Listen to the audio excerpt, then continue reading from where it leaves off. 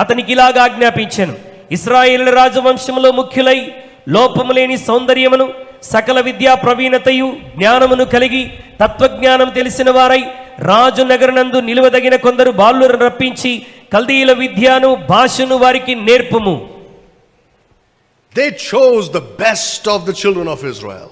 మరి ఇశ్రాయేలీయుల రాజవంశంలో ప్రముఖులైనటువంటి వారిని వారు ఏర్పరచుకున్నారు. To do what? ఏం చేయడానికి? To teach them the learning and the tongue of the Chaldeans.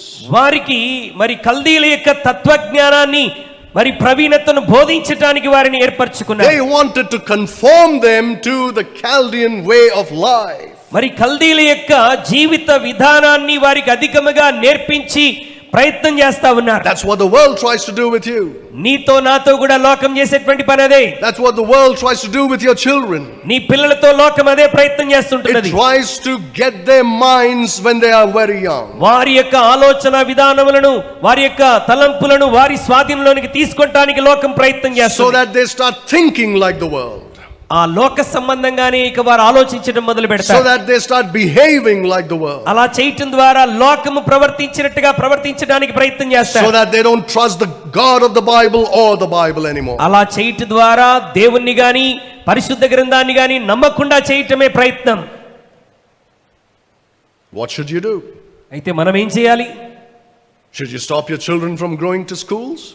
మనం ఇలా చేస్తున్నారు, విద్యా విధానం ఇలా ఉన్నదని మన పిల్లల్ని స్కూలుకు పంపించకుండా మాన్పించేయాలా? No.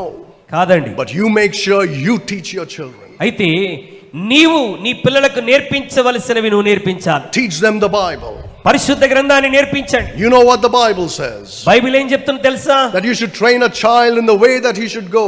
బాలుడు నడవలసిన త్రోవను వానికి నేర్పించాలి. You should bring him up in the nurture of God's word. యేసుక్రీస్తు వారి బోధనలో మన పిల్లల్ని పెంచేటువంటి ప్రయాసమనంలో మనం ప్రయాసపడాలి. Bring him up in the admonition of the Lord. దేవుని యొక్క వాక్య విధానంలో మనల్ని పిల్లల్ని పెంచగలగాలి. So that when they encounter the world system in their education, అలా చేయటం ద్వారా విద్యా విధానంలో లోక పద్ధతులను వాళ్ళు ఎదుర్కొన్నప్పుడు they would be able to recognize the attacks that come from there. శత్రు యొక్క విధానాన్ని వారు గ్రహించగలిగి పోరాడే అవకాశం ఉన్నది. So that they would not be shaken in their faith.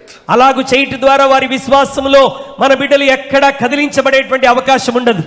So the world system uses education to influence the thinking of the Christian. లోకం యొక్క పద్ధతి మరి విద్యా విధానాన్ని ప్రభావితం చేసి క్రైస్తవులను బలహీనపరచడానికి ప్రయత్నం చేస్తుంది.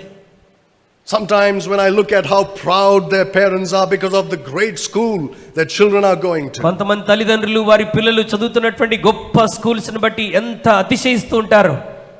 They don't realize వారు ఒక విషయాన్ని they are గ్రహించలేకపోతున్నారు. sending them into enemy territory. వారు శత్రు యొక్క మరి ప్రాంగణాల్లోనికి వారిని పంపిస్తున్నామన్న సత్యాన్ని గ్రహించట్లేదు. Without preparing them to face the attacks. శత్రువుని వాడి యొక్క కుయుక్తులను ఎదుర్కోవటానికి మన పిల్లలను ఏమాత్రం సిద్ధపరచకుండానే వాడి సరిహద్దుల్లోనికి మనం పంపించేస్తున్నాం. Send your children to schools, there's no problem in that. మీ పిల్లల్ని స్కూళ్ళకు పంపించండి, అందులో పొరపాటు ఏమీ లేదు. But send them equipped with the truth. అయితే సత్యము వారి హృదయాల్లో నింపి మనం పంపించాలి. Remember Jesus said, be wise as serpents and harmless as doves. ప్రభు చెప్పిన మాటని జ్ఞాపకం చేసుకునండి, పాము వలె వివేకులను పావురం వలె నిష్కపటులై ఉండుడి. We should know how to use the world without abusing it. మరి లోకంలోని పద్ధతులను మనం ఏ విధంగా ఉపయోగించుకోవాలో నేర్చుకున్న వారమై ఉండాలి. Without allowing it to affect us. అది నీ జీవితాన్ని